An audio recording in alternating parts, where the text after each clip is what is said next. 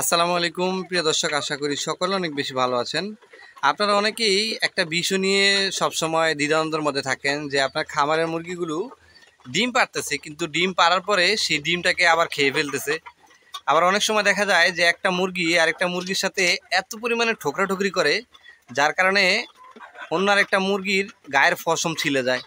আসলে এই জিনিসটা হওয়ার সবচেয়ে বড় একটা কারণ হচ্ছে এই মুরগিগুলোর ক্যালসিয়ামের অভাব। তো অনেকেই জানতে চেয়েছেন যে আমি আমার খামারে যে মুরগিগুলো রয়েছে সেই মুরগিগুলোর ক্ষেত্রে ক্যালসিয়ামের জন্য কোন ওষুধটা ব্যবহার করি এবং সেটা কিভাবে ব্যবহার করি। আপনারা আমার হাতে স্ক্রিনে একটা ওষুধ দেখতে পাচ্ছেন, সিপি বেড। এটা মূলত আধা লিটারের একটা সিপি বেডের বোতল। এই ওষুধটা আমি আমার খামারে যে মুরগিগুলো রয়েছে সেই মুরগিগুলোকে ক্যালসিয়ামের ঘাটতি পূরণ করার লক্ষ্যে ব্যবহার করে থাকি। এটা আমি প্রতি মাসে 5 থেকে 6 বার ব্যবহার করি, যদি আমার খামারের মুরগিগুলো সুস্থ থাকে। সুস্থ থাকা অবস্থায়ও কিন্তু আমার খামারের যে মুরগিগুলো রয়েছে সেগুলোকে আমি ক্যালসিয়াম জাতীয় এই ওষুধটা ব্যবহার করে থাকি। এই ওষুধটা ব্যবহার করার নিয়মাবলী হচ্ছে, আপনি প্রতি 1 লিটার পানিতে 1 গ্রাম পরিমাণ করে দিবেন। এবার আপনি যেটুকু পরিমাণ পানি সকালবেলা বা দুপুরবেলা বা রাত্রেবেলা ব্যবহার করবেন, সেই পানিতে আপনি দিনে একবার দিলেই হবে। যদি আপনার খামারের মুরগিগুলোর ক্যালসিয়ামের ঘাটতি থেকে থাকে তাহলে আপনি এই ওষুধটা দিনে 2 বার ব্যবহার করতে পারেন, একটানা 4 দিন পর্যন্ত।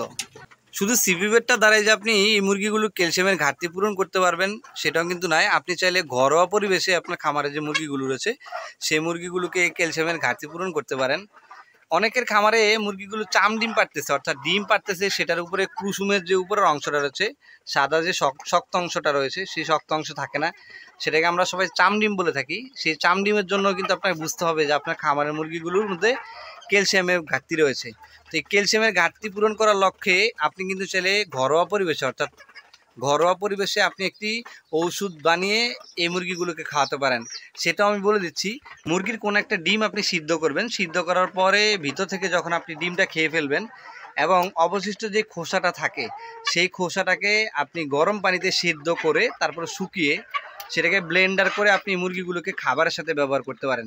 সেক্ষেত্রে আমি মনে করি আলহামদুলিল্লাহ আপনার খামারের মুরগিগুলোর ক্যালসিয়ামের ঘাটতিটা অনেকাংশে পূরণ হয়ে যাবে। এখন অনেকে জানা থাকতে পারে যে এই যে সিপি বেট ওষুধটা, এটা মূল্য কেমন হতে পারে বা কত টাকা দিয়ে আপনারা কিনতে পারবেন। এই ওষুধটার গায়ের মূল্য রয়েছে 125 টাকা, আপনি এটা 110 থেকে 115 টাকা কিনতে পেয়ে যাবেন। আমি মনে করি আপনি যদি ক্ষুদ্র একজন উদ্যোক্তা হন বা খামারি হন, আপনি আপনার খামারে এই ওষুধটা সংযুক্ত করে রাখবেন বা আপনার খামারে এই ওষুধটা সংরক্ষণ করে রাখবেন। এতে করে আপনার খামারের মুরগিগুলোর মধ্যে যদি ক্যালসিয়ামের ঘাটতি দেখা দেয় সেক্ষেত্রে আপনি এই সিপি বেট ওষুধটা ব্যবহার করতে পারেন। তো আমি আশা করি যে এই ভিডিওটি দেখে আপনারা ক্যালসিয়ামের কোন ওষুধটা ব্যবহার করেন, বিশেষ করে আমি কোন ওষুধটা ব্যবহার করি সেই ওষুধটা সম্পর্কেও জানতে পারলেন। ভিডিওটি ভালো লাগলে একটি শেয়ার দিয়ে দিবেন, কারণ আপনার একটা শেয়ারই হয়তো অন্য কেউ মুরগি পালনে উদ্বুদ্ধ হতে পারে। সবাই ভালো থাকবেন, সুস্থ থাকবেন। মিশরীয় ফার্মি মুরগি সম্পর্কে সকল ধরনের তথ্য জানতে আমাদের পেজটিকে ফলো দিয়ে রাখবেন। আসসালামু আলাইকুম।